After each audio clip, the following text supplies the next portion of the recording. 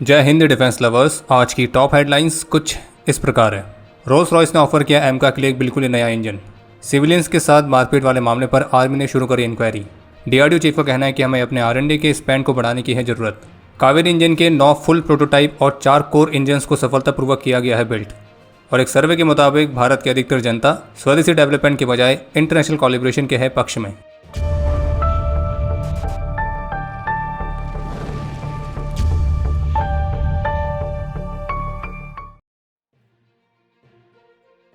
तो जैसा कि अभी हाल ही में डिफेंस कॉन्क्लेव को संबोधित करते हुए भारतीय रक्षा मंत्री श्री राजनाथ सिंह की तरफ से इस बात पर भी जोर दिया गया था कि एरो इंजन वाली जो टेक्नोलॉजी है वो अभी भी एक चुनौती बनी हुई है और बाकी स्वदेशी तौर पर एक एडवांस जेट इंजन को विकसित करने के लिए फॉरेन ओईएम्स की कोलैबोरेशन के साथ बातचीत चल रही है, जिसमें सैफरन, जीई और रोल्स रॉयस तो इनके साथ डिस्कशन चल रहा है। तो अब इसी बीच ऐसी भी रिपोर्ट सामने आई है कि जो रोल्स रॉयस है उसने भारत के एमका प्रोग्राम के लिए एक बिल्कुल ही नए जेट इंजन को को डेवलप करने का ऑफर दिया है।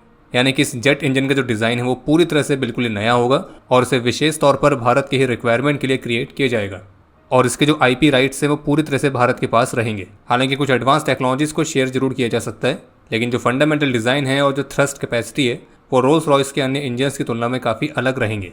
बाकी जैसा कि आप सभी जानते हैं कि एमका को 5.5 जनरेशन एयरक्राफ्ट की तरफ विकसित किया जा रहा है, यानी कि हमें इसमें कुछ हद तक 6th जनरेशन फाइटर्स की कैपेबिलिटीज़ भी देखने को मिलेंगी। बाकी इंजन्स के आईपी राइट्स पूरी तरह से भारत को दिए जाने की बात की गई है, तो भारत भविष्य में इसे अपने रिक्वायरमेंट के अनुसार मॉडिफाई और अपग्रेड कर सकेगा अगर ये सारे प्रोमिसेस पूरे होते हैं तो। और इसमें नो हाउ और नो वाई दोनों को शेयर करने की बात की गई है। बाकी भारत अपने स्वदेशी जेट इंजन के लिए किस फॉरेन ओईएम के साथ कोलैबोरेशन करेगा तो इस पर नेगोशिएशंस पूरी तरह से पूरा होने के बाद ही क्लियर हो पाएगा। अभी हाल ही में एक यूनिवर्सिटी के प्रोफेसर ने जम्मू कश्मीर में भारतीय सेना के ट्रूप्स पर यह आरोप लगाया था कि राजौरी डिस्ट्रिक्ट में व्हीकल्स चेकिंग के दौरान उनको असॉल्ट किया गया है।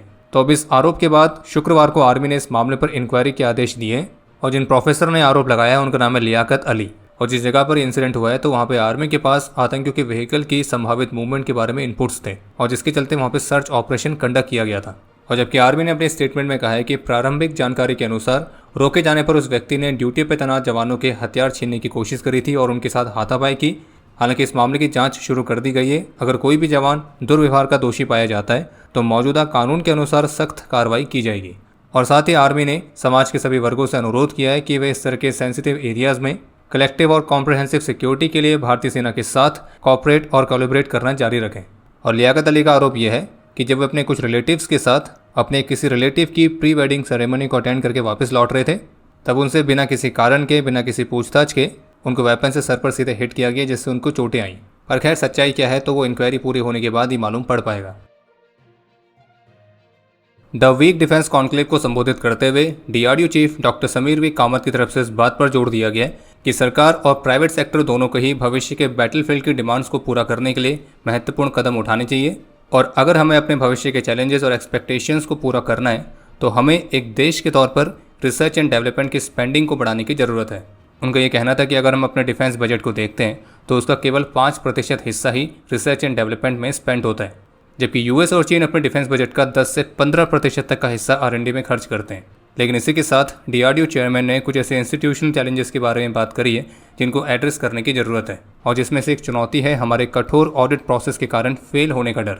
सरकार में सभी को सीएजी ऑडिट का सामना करना पड़ता है। अगर कोई प्रोजेक्ट सफल नहीं होता है तो इसे टैक्स पेयर्स के पैसे की बर्बादी मान लिया जाता है, बल्कि बाय नेचर आरएनडी में फेलियर्स ऑलरेडी इन्वॉल्व होते हैं। अगर आपको पहले से ही कोई परिणाम पता है तो ये आरएनडी नहीं है, यह सिर्फ एक तरह का क्रमिक सुधार है। और इसी दौरान उन्होंने अमेरिका के डार्पा के मॉडल का रेफरेंस लेते हुए इस बात को पॉइंट आउट किया है कि एक्सीलेंस का आदर्श माने जाने के बावजूद जो डार्पा के प्रोजेक्ट्स का जो सक्सेस रेट है वो केवल 10% के आसपास है। बस महत्वपूर्ण बात यह है कि उन्हें पता होता है कि किसी परियोजना को कब बंद करना है जो परिणाम नहीं दे रही है और बिना इस डर के कि जो ऑडिटर्स हैं वो उन्हें नुकसान के लिए दोषी ठहराएंगे।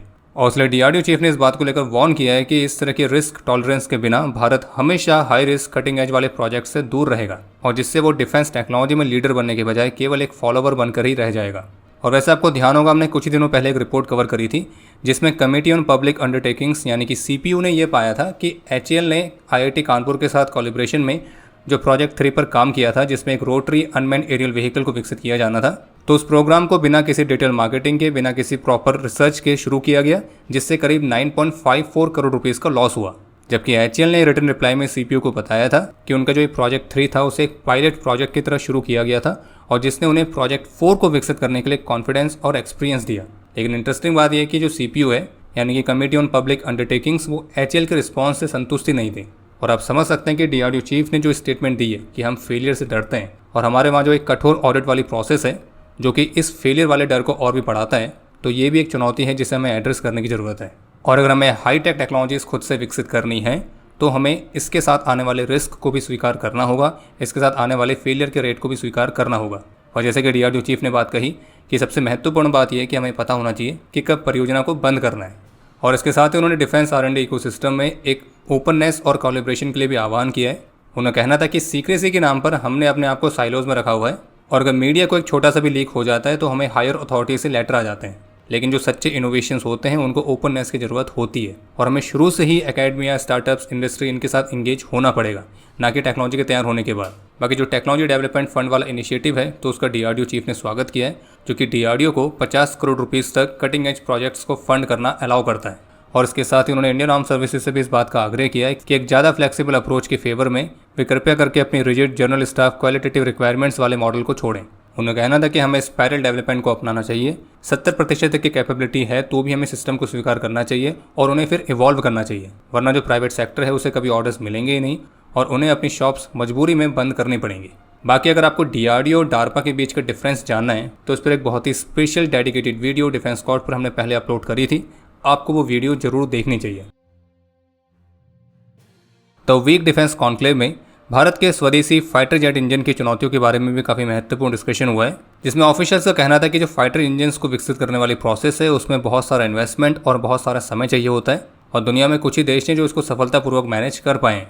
और भारत का जो कावेरी इंजन है तो उसने बहुत लंबा समय लिया है बिल्ड होने के लिए और उसके डिले होने के कई सारे कारण भी हैं, जैसे कि मटेरियल्स की कमी, एक्सपोर्ट्स पर निर्भरता और दूसरे देशों की टेस्टिंग फैसिलिटीज़ पर निर्भरता। हालांकि इन सभी डिलेज और डिफिकल्टीज़ के बावजूद जो सिस्टम है वो फाइनली तैयार हो चुका है। 9 फुल प्रोटोटाइप इंजन्स और 4 कोर इंजन्स बनाए गए हैं और 3217 घंटे की इंजन टेस्टिंग भी कंडक्ट की गई है। हालांकि तेजस फाइटर में इस इंजन को इस्तेमाल करने के लिए इसमें जितने थ्रस्ट की डिमांड है वो इसको पूरा नहीं करता है, तो इसलिए मौजूदा आर्किटेक्चर में कावेरी फिलहाल अभी तेजस में इंटीग्रेट नहीं किया जा सकता है और इसको तेजस में इंडक्ट करने के लिए इस इंजन के मॉडिफाइड वर्जन की रिक्वायरमेंट है।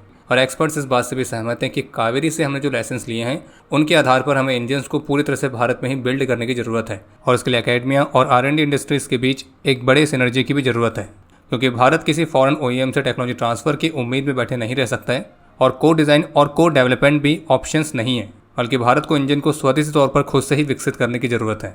और उनका मानना है कि भारत अब इतना सक्षम है कि अगर सही दिशा में कदम उठाए जाते हैं तो हम कुछ भी बिल्ड कर सकते हैं।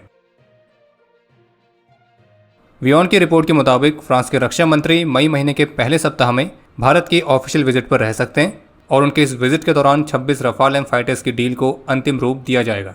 इसके अलावा एक अपडेट यह है जिसमें द प्रिंट की रिपोर्ट में तक्षशिला इंस्टीट्यूशन द्वारा कंडक्ट किए गए एक सर्वे के बारे में बताया गया और जो सर्वे है इस बात की तरफ इशारा करता है कि क्रिटिकल टेक्नोलॉजीज़ को विकसित करने के मामले में जो भारत की पब्लिक है तो उसका अधिक सपोर्ट स्वदेशी डेवलपमेंट के बजाय इंटरनेशनल कोलैबोरेशन की तरफ है। ये जो सर्वे है ये पिछले साल नवंबर-दिसंबर के महीने में कंडक्ट किया गया था और इसमें टोटल 10 तरह के प्रश्न पूछे गए थे, जिसमें से एक प्रश्न ये था कि अगले दशक में टेक्नोलॉजी डेवलपमेंट के लिए भारत की हाईएस्ट प्रायोरिटी क्या होनी चाहिए। और इस प्रश्न के उत्तर में अधिकतर का यही कहना था कि आत्मनिर्भरता के बजाय इंटरनेशनल कोलैबोरेशन की तरफ जाना चाहिए। और इस सर्वे का टोटल 502 लोगों ने रिस्पॉन्ड दिया था, जिसमें से 40.2% तो प्राइवेट सेक्टर से थे, जबकि 21.5% डिफेंस एंड सिक्योरिटी पर्सनल भी थे और जबकि 43.8% उत्तरदाताओं ने दूसरे देश जैसे कि US, UK, फ्रांस तो इनके साथ कोलैबोरेशन करने पर जोर दिया, जबकि 36.1% ने स्वदेशी टेक्नोलॉजी को विकसित करने पर। और बाकी यही सेम प्रश्न हम आपसे पूछना चाहेंगे कि आपके विचार में आपको क्या लगता है कि क्रिटिकल टेक्नोलॉजीज़ के मामले में भारत को क्या करना चाहिए, इंटरनेशनल कोलैबोरेशन, स्वदेशी डेवलपमेंट या फिर दोनों का बैलेंस? अपने उत्तर कमेंट सेक्शन में शेयर जरूर करें। बाकी अब समय है आज के इतिहास का। आज के दिन 2002 में 7 असम राइफल्स के राइफलमैन नर बहादुर थापा ने अपना सर्वोच्च बलिदान दिया था और आज 5 असम राइफल्स का रेजिंग डे भी है। बाकी आपके लिए आज का प्रश्न है कि भारतीय वायुसेना की एरोबैटिक टीम सूर्य किरण में कौन से एयरक्राफ्ट इस्तेमाल होते हैं? और अब समय है आज के टॉप 3 कमेंट्स का, जो ये रहे आपकी स्क्रीन पर।